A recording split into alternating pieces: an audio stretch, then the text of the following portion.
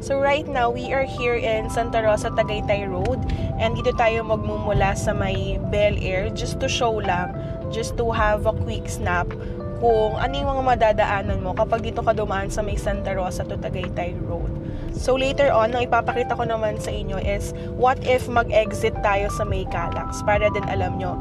Because this property is very accessible sa 3 major exits katulad ng na-mention ko, no, yung Calax Mamplasan exit, etong Santa Rosa Tagaytay Road, and Greenfield exit. So pwede tayong magkaroon ng access when we are going to Zadia.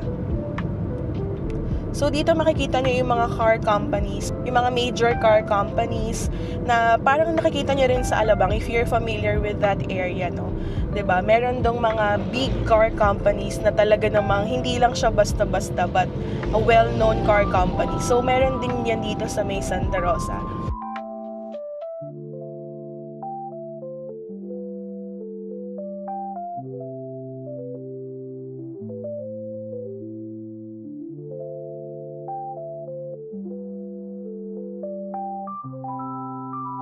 Ayan, so as you can see on the right part, meron tayong Chevrolet, Mitsubishi.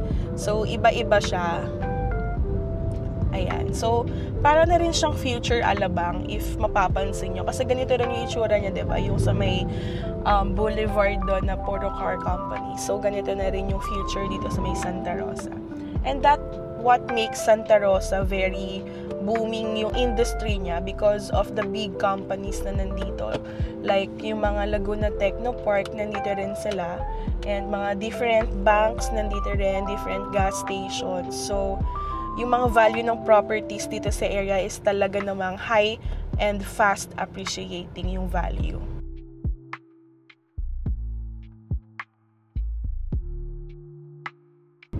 So right now naman, nandito na tayo sa isa sa pwede mong exitan kapag galing ka ng South Luzon Expressway. That is Greenfield City.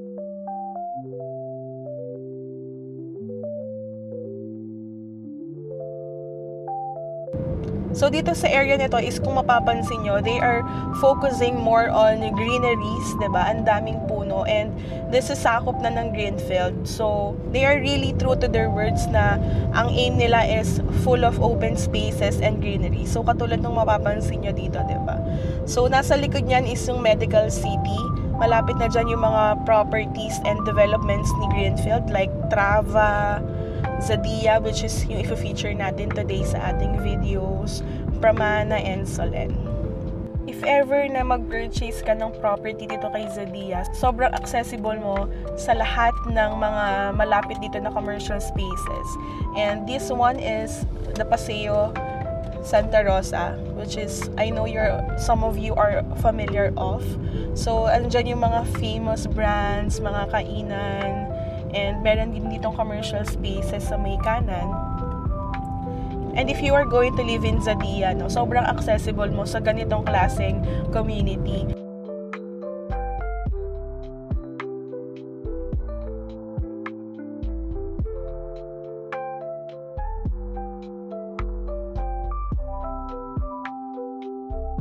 So right now, nandito na tayo sa may exit natin ng Calax. So papunta na tayo ngayon sa may New Valley area, and doon makikita natin how accessible si Zadia kay New Valley.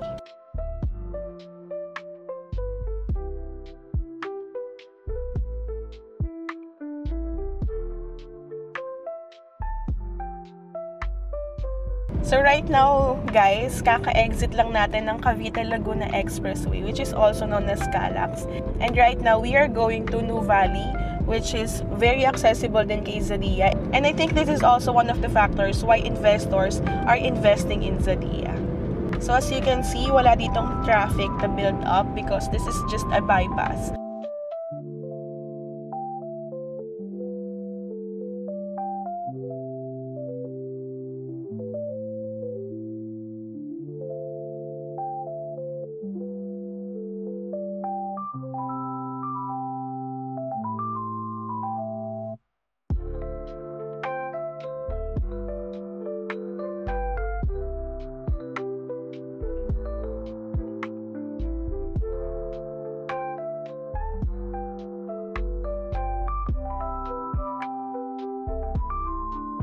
Ayan guys, mag-exit na tayo ng New Valley. And of course, since nandun tayo kayo na sa may Santa Rosa, Tagaytay Road, meron din siyang access sa Tagaytay. And, ayan. So, this is New Valley, guys. Welcome. So, right now, guys, nandito na tayo sa New Valley. So, as you can see, diba, yan na yung area ni New Valley.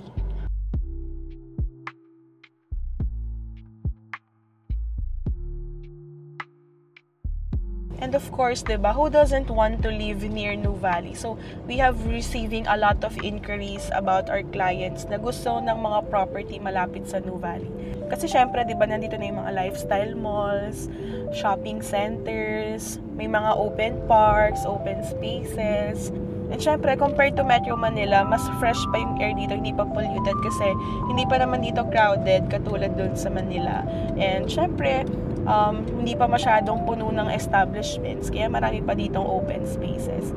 So, galing tayo ng Calax exit and sasalubong sa iyo is itong Greenfield exit. So, kapag nakita mo na itong mga tarpaulins na ito, nandito ka na sa Greenfield City because those projects are from Greenfield Development, katulad ng Pramana, Solen, Zadia, and Trava.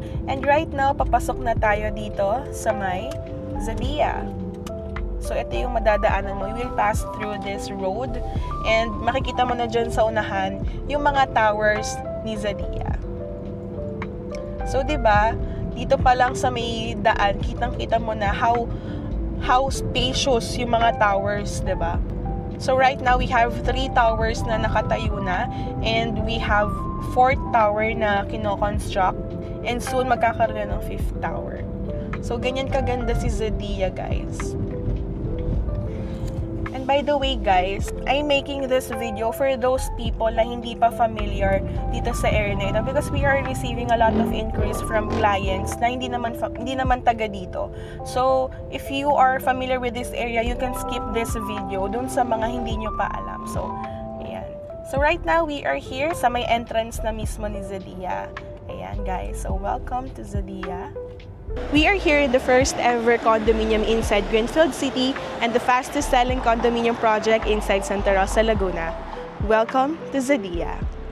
If you are working or coming from Metro Manila and you are tired of being in an environment na crowded, polluted, traffic, this property is very ideal for you.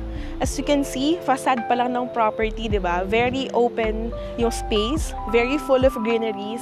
And by the way, guys, those are not artificial plants. Those are natural plants that are being taken care of by the developer. So imagine, guys, going home in this kind of property, diba? Very aesthetic and sobrang nakaka-relax yung ganitong view. And speaking of the developer, ang developer ng Zadia is the Greenfield Development Corporation.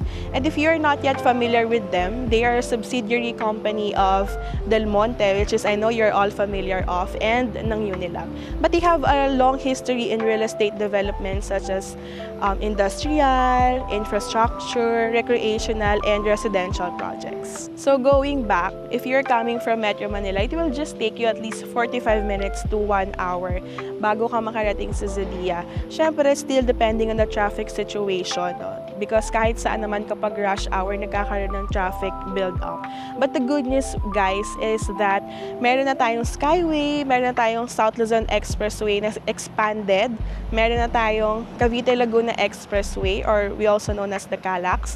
So we can also take the Santa Rosa exit, the Eaton Greenfield exit. So, imagine guys living in this kind of property na malapit lang sa exit or just exit away and you still have an access sa Metro Manila. So, location-wise, this is very ideal. Just a little history lang kay Zadia. Zadia started on its first tower at 2.4 million as its launching price. And nung actual na launching day, meron pang additional na 10% sa mga buyers that day.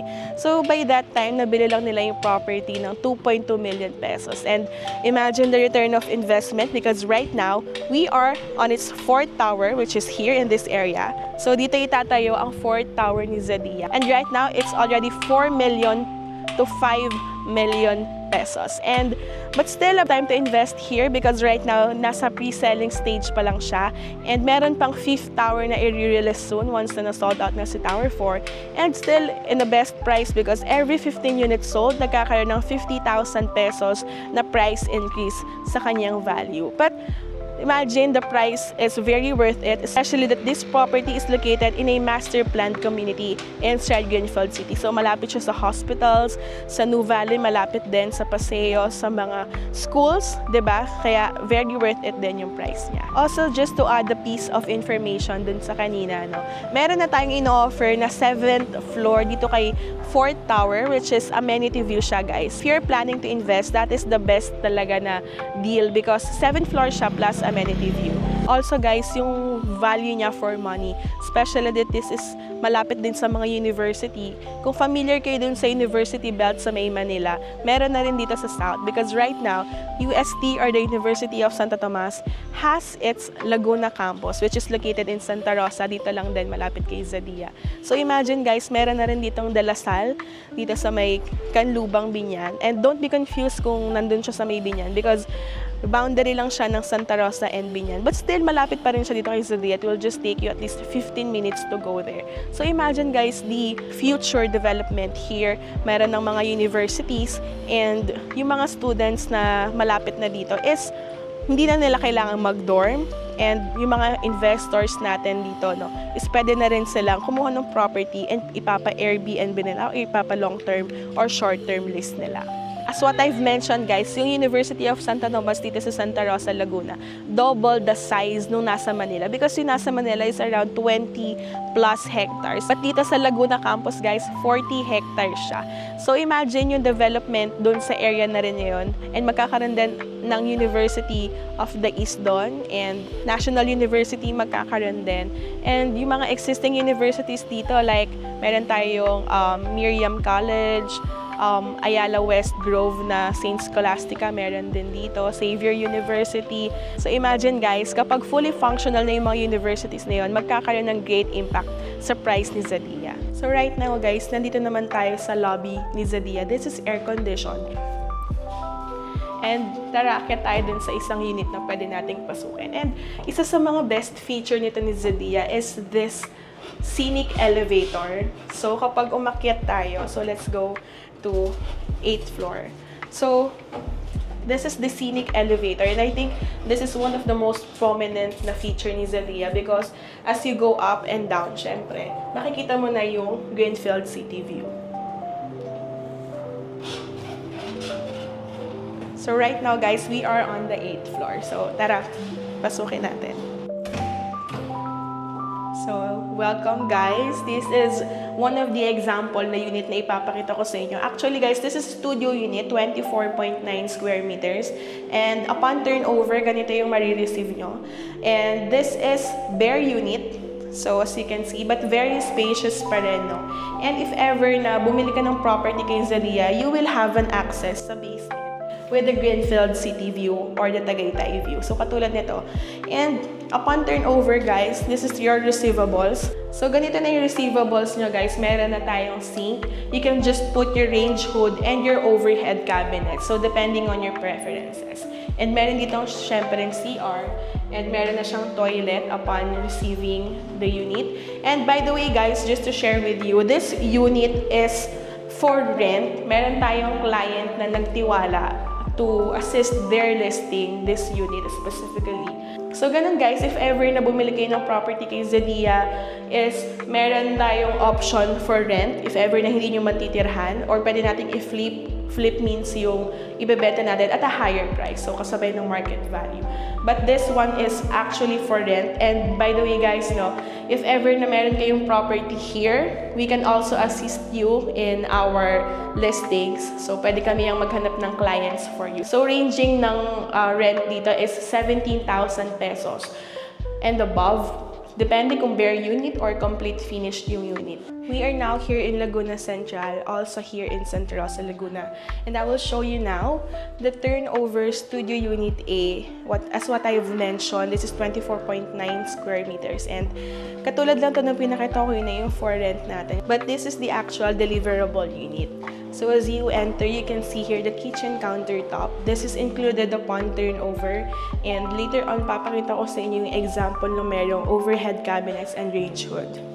So meron na rin tayong sink. And of course, meron ditong mga cabinets sa ilalim ng kitchen countertops. And as you can see here, guys, this is the spacious living area or bedroom. Depende kung anong gusto mong gawin dito. And of course, di ba, meron ditong lagayan ng aircon, window type. But this is not included upon turnover, of course. And of course, if you purchase a unit here in Zedia, you can have an access dun sa balcony because every unit here is meron kasamang balcony. So you can choose from amenity view, Greenfield view, or Tagaytay view. So dito naman tayo sa may toilet and bath. Sa toilet and bath naman is very spacious din niya. Mamaya makikita niyo kung paano na-maximize yung unit. So, meron ditong shower area, meron toilet, and meron ding sink. So, ngayon naman punta tayo din sa dressed up unit. So, now this is the dressed up Studio A unit. This is also 24.9 square meters. So, dito naman, as you enter, di ba? Dito na yung dressed up talaga. This is the kitchen countertop. And as what I've mentioned, no, meron ditong range hood, overhead cabinets, di ba? Para mas ma-maximize talaga yung space. So, dito meron ditong 3 cabinets with 6 doors. Dito rin, meron ditong mga cabinets sa ilalim for your plates, ganyan. And of course, meron ditong lababo. But this is not included upon turnover. Of course, gusto pa rin ni Zedia or ni developer is you can choose yung things na gusto mong ilagay sa unit mo. So, dito naglagay siya ng refrigerator. And this is the bookshelves na nilagay for your ideas lang then if you want this kind of setup. So, dito may mga bookshelves, may lagayan ng pictures. Naglagay siya ng maliit na dining table dito, especially, di ba, if couple lang naman kayo or single, diba? So, you can use this as your space for your dining. And this is what I've mentioned na yung balcony, nandito rin siya.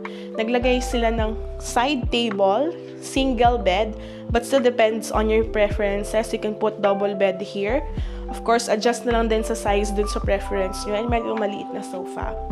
This naman is nagkaroon din sila ng built-in cabinets for their personal things. Meron ditong mga racks for their clothes.